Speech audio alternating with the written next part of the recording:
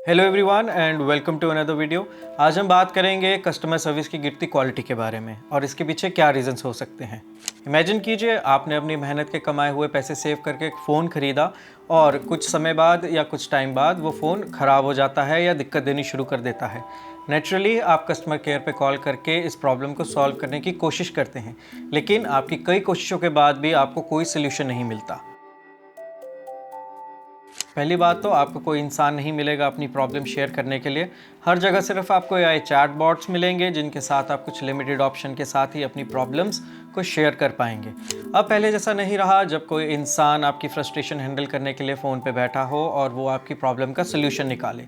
अब बस आप एक रिकॉर्डेड वॉइस मैसेज को सुनते रह जाते हो और आपकी प्रॉब्लम्स का कोई भी सल्यूशन नहीं निकलता। आज इंडिया में कस्टमर सर्विस केयर की इतनी ख़राब हालत हो चुकी है कि एक फ्रस्ट्रेटेड कंज्यूमर ने तंग आकर ओला के एक शोरूम में आग लगा दी। आपके अकॉर्डिंग कौन सी कंपनी की कस्टमर केयर सर्विस वर्स्ट है? कमेंट्स में ज़रूर बताइएगा। तो अब हम डिस्कस करते हैं कि कस्टमर सर्विस केयर इतनी ख़राब क्यों होती जा रही है। कंपनीज कस्टमर सर्विस को इसलिए निगलेक्ट करती हैं क्योंकि उन्हें पैसे स्पेंड नहीं करने। उनके लिए प्रॉफिट लोगों से ज़्यादा इंपॉर्टेंट है। ये ट्रेंड हर सेक्टर में देखा जा सकता है all over the world. Companies ने कस्टमर सर्विस स्टाफ को ले ऑफ करके एआई से रिप्लेस करना शुरू कर दिया है।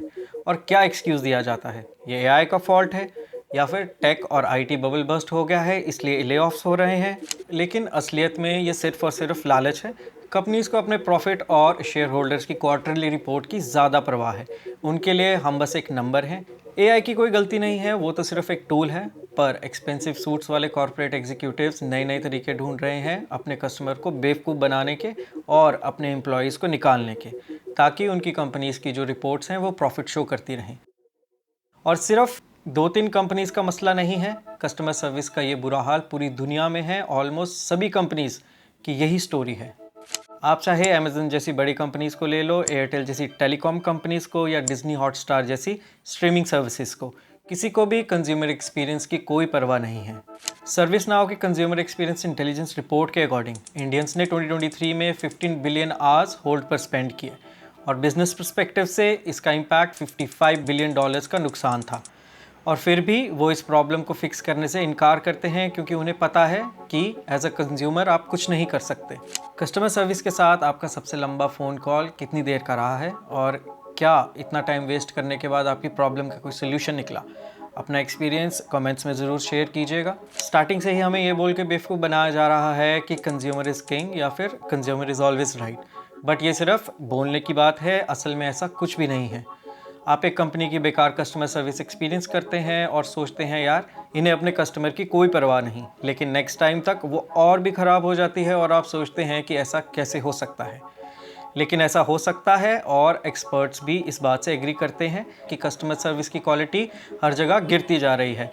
कंपनीज़ को तो बस अपने प्रॉफिट्स को प्रायोरिटी देनी है, चाहे बुरी कस्टमर सर्विस से उनका एक्चुअल में अपना ही नुकसान क्यों ना हो रहा हो। क्वालिट्रिक्स की एक रिपोर्ट के हिसाब से साल 2021 में 96% इंडियन बायर्स कस्टमर सर्विस से डिससेटिस्फाइड थे और इस रिपोर्ट के मुताबिक पुअर कस्टमर सर्विस के कारण बिजनेस को $216 बिलियन का लॉस हुआ, क्योंकि एक थर्ड लोगों ने इन कंपनीज के साथ बिजनेस करना बंद कर दिया। आजकल कंपनीज अपने कस्टमर को ऐसे ट्रीट करती हैं जैसे वो बेवकूफ़ हों। कंपनीज जानती हैं कि हमारे पास लिमिटेड ऑप्शन है, वो जानती हैं कि एक इंडिविजुअल कस्टमर के पास दूसरा कोई ऑप्शन नहीं है। आप कहाँ जाएंगे? आप क्या करेंगे? आपके पास कोई ऑल्टरनेटिव नहीं है क्योंकि किसी को परवाह नहीं है। तो अब आप क्या करेंगे? कंप्लेंट करेंगे? कंज्यूमर कोर्ट में केस करेंगे? Well, good luck. Legal fees पर पैसे वेस्ट करो और 2-3 साल भी बर्बाद करो, फिर भी एंड में कुछ नहीं मिलता। यही असली समस्या है। उन्हें पता है कि हम कुछ नहीं कर सकते। ये पूरा सिस्टम ही इस तरह से बनाया गया है कि हमें एक्सप्लॉइट कर सके और हम इतना थक जाएं कि हम लड़ना ही छोड़ दें। लेकिन बात यह है कि ऐसा कब तक चलेगा? ये लालच और निगलेक्ट का जो साइकिल है ये तभी चल रहा है क्योंकि हम इसे चलने देते हैं। जब भी हम कंपनीज को अकाउंटेबल बनाते हैं, जब भी हम अपनी आवाज़ मिलकर उठाते हैं, तो उनके लिए हमें इग्नोर करना मुश्किल हो जाता है। तभी तो जब कस्टमर सर्विस काम नहीं करती, लोग सोशल मीडिया पर उस कंपनी के साथ हुए उनके बुरे एक्सपीरियंसेस को शेयर करते हैं और उन कंपनीज पर प्रेशर बनाने की कोशिश करते हैं।